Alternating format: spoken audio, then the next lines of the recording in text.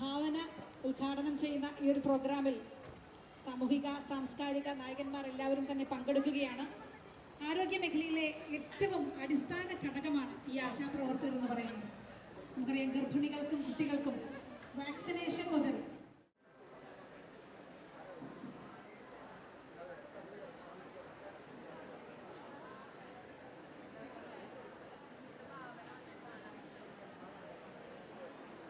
ഹൃദയാദരത്തിന്റെ എല്ലാവർക്കും നമസ്കാരം.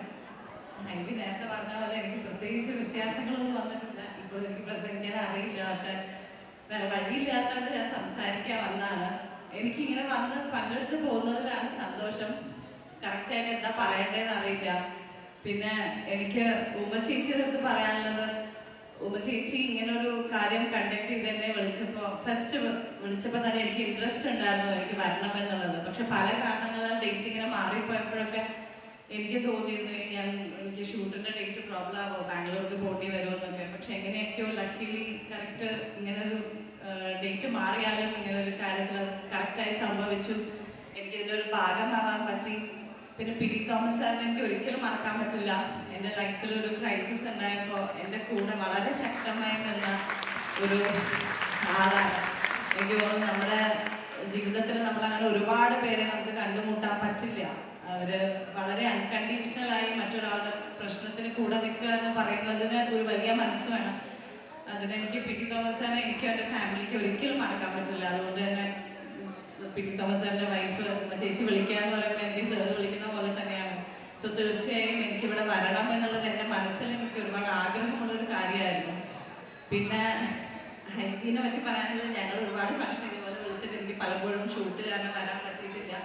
ഫൈനലി അതും സംഭവിച്ചു. ഞാൻ ഹൈബിയുടെ വൈഫ് എൻ്റെ വളരെ നല്ല ഫ്രണ്ടാണ്, അന്നാന്ന് പറഞ്ഞിട്ട്. ഇവരൊക്കെ കല്യാണം കഴിക്കുന്നതിനേക്കാൾ മുമ്പേ അറിയാം.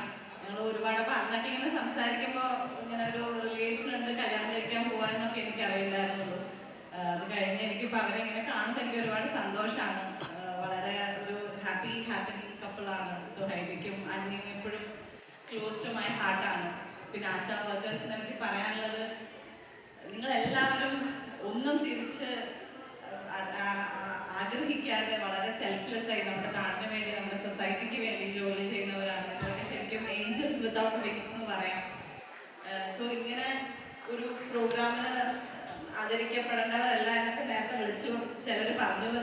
അത് അവരുടെ മനസ്സിന്റെ വലുപ്പം കൊണ്ടാണ്. നിങ്ങൾ ഒരു ദിവസമല്ല, എല്ലാ ദിവസവും ആദരിക്കപ്പെടുന്ന ആൾക്കാരാണ്. നമുക്ക് വേണ്ടി വർക്ക് ചെയ്യുന്ന ആൾക്കാരാണ്. സോ അങ്ങനെ ഒരു നല്ല ഒരു പ്രോഗ്രാമിന്റെ ഭാഗമാകാൻ സാധിച്ചതിൽ എനിക്ക് ഒരുപാട് സന്തോഷം. അതിനെൻ്റെ ഒരു ഭാഗമാക്കിയുള്ള ഉമ്മ ചേച്ചിക്ക് എൻ്റെ special thanks. Thank you so much. God bless you all. Thank you Bhavana. എനിക്ക് ഏറ്റവും ഇഷ്ടപ്പെട്ട വാചകം, നിങ്ങൾ ഒരു ദിവസം മാത്രമല്ല എല്ലാ ദിവസവും ആദരിക്കപ്പെടേണ്ടവരാണ് എന്ന് ഭാവന പറഞ്ഞപ്പോൾ ഒരുപാട് സന്തോഷം തോന്നി. നമ്മുടെ ഈ ഭാരത് മാതാ കോളേജിലെ കുട്ടികൾക്ക് ഭാവനയുടെ മുമ്പിൽ